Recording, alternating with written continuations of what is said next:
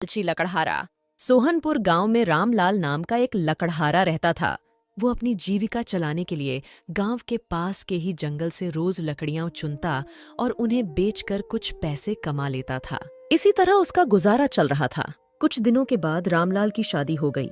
उसकी पत्नी बड़ी खर्चीली थी, इसलिए अब उतनी लकड़ियों को बेचकर घर चलाना मुश्किल हो गया था। ऊपर से रामलाल की पत्नी कभी नए कपड़े खरीदने के लिए तो कभी किसी दूसरी चीजों के लिए रामलाल से बार बार पैसे मांगती थी। अगर पैसे न मिले तो रूठ जाती। रामलाल अपनी पत्नी से बहुत प्यार करता था, इसलिए उसकी नाराजगी वो बर्दाश्त नहीं कर पाता था। रामलाल ने ठान लिया कि वो अब ज्यादा लकड़ियां इकट्ठा करके बेचेगा ताकि उसकी पत्नी को रोज रोज पैसों की कमी न हो। पत्नी की इच्छा पूरी करने के लिए आज रामलाल घने जंगल तक चला गया और बहुत सारी लकड़ियां चुनकर बाजार में बेच दी। ज्यादा लकड़ियों के ज्यादा पैसे मिले तो खुश होकर रामलाल ने सारे पैसे अपनी पत्नी को दे दिए। अब रोज रामलाल ऐसा ही करने लगा। देखते ही देखते उसके मन में लालच इतना बढ़ गया कि उसने धीरे धीरे पेड़ काटना भी शुरू कर दिया।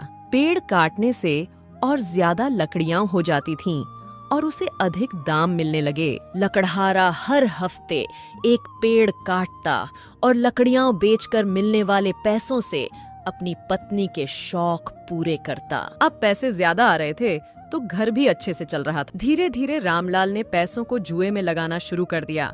जुआ खेलने की लत ऐसी लगी कि रामलाल एक मोटी रकम इसमें हार गया। अब इस रकम को चुकाने के लिए रामलाल ने एक दो मोटे मोटे पेड़ काटने का फैसला लिया। जैसे ही रामलाल ने जंगल में जाकर अपनी कुल्हाड़ी को एक बड़े से पेड़ पर चलाने की कोशिश की तो उस पर पेड़ की टहनी ने हमला कर दिया। रामलाल कुछ समझ नहीं पाया कि यह सब क्या हो रहा है। तभी पेड़ से आवाज आई, मूर्ख, तू अपने लालच के चक्कर में मुझे काट रहा है। तू सारे पैसे जुए में लुटा देता है और फिर पैसे लौटाने के लिए पेड़ काटने आ जाता है। तुझे पता है कि पेड़ कितने कीमती होते हैं। हमारे अंदर भी जान बसती है और हम तुम इंसानों को जीने के लिए हवा, धूप में छाया और भूख को शांत करने के लिए फल देते हैं, लेकिन तू अपने स्वार्थ के लिए हमें ही काट रहा है। पेड़ ने कहा, आज तू रूख, यही कुल्हाड़ी मैं अब तेरे ऊपर चलाऊंगी। पेड़ की टहनी कुल्हाड़ी से रामलाल पर वार करने ही वाली थी कि वह गिड़गिड़ाने लगा।